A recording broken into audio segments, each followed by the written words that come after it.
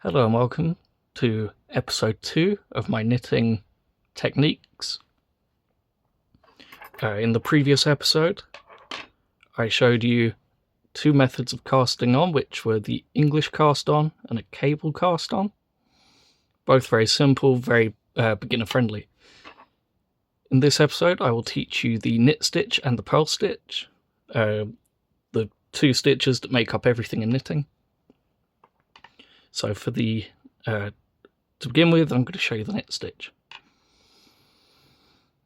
For the knit stitch, it's very similar to English cast on, where you just enter through the front of the loop, out through the back, loop your wool around, and then instead of bringing this new loop onto the end of your needle, you're going to push your loop that you just went through off the needles. And you just repeat that until you have reached the end of your row. And then once you've reached the end of your row, I will show you what to do. As you can see here, I have now finished my first row after casting on.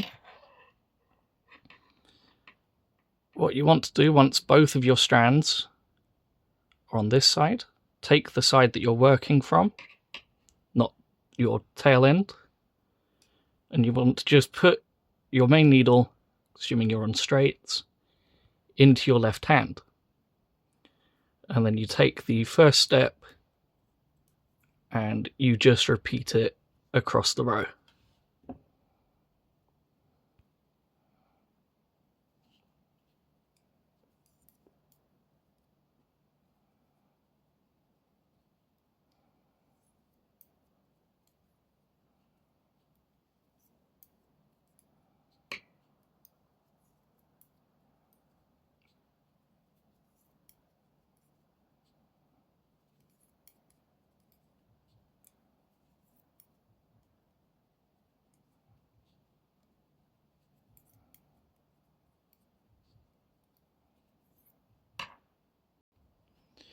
Once you've reached the end of your row, you repeat the same two steps over and over again until you've reached the desired length that you want to make your piece of fabric to.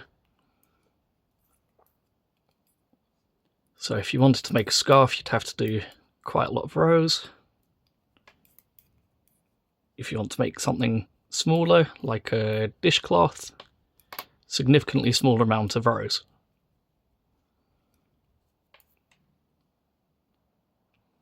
So after repeating the knit stitch for a few rows, you should end up with a pattern on your piece that looks like this. So it's got some bumps and a couple of dips, well, dips in between the bumps, each row. And now I will show you how to do the purl stitch. The purl stitch is a lot like the knit stitch in that it's very simple. The only difference between the knit stitch, which is where you go in through the front, for the purl stitch, you want to go in through the back like this, pick up that part of the loop, bring your yarn around, and then you are just simply following the same way to do the knit stitch.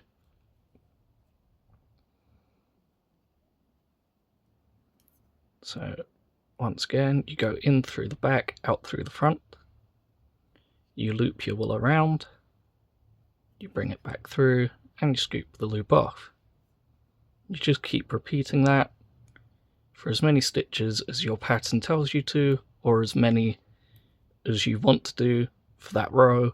I'm doing the entire row, as I'm not following a pattern, and I am simply just showing you how to do the purl stitch. So in through the back, out through the front, yarn around, bring that yarn back through, scoop it off. Keep doing that until you, as I said, you've done the stitches and purl that you want to do. And what this does is, instead of having the loops on the back when you turn your piece around, they stay on the side that you pull the stitch off, and it creates a flat surface, unlike the knit stitch, which is sort of bumps and valleys. So with this knowledge, you can, instead of doing the knit stitch all the way up, you can do what's called stockinette, where you combine a row of knit stitches and a row of purl stitches.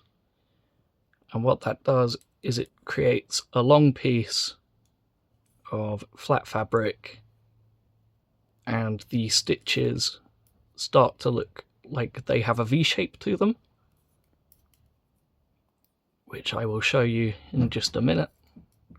After I've done a few rows, I will pause this and then resume after I have completed those, so that you can see the result.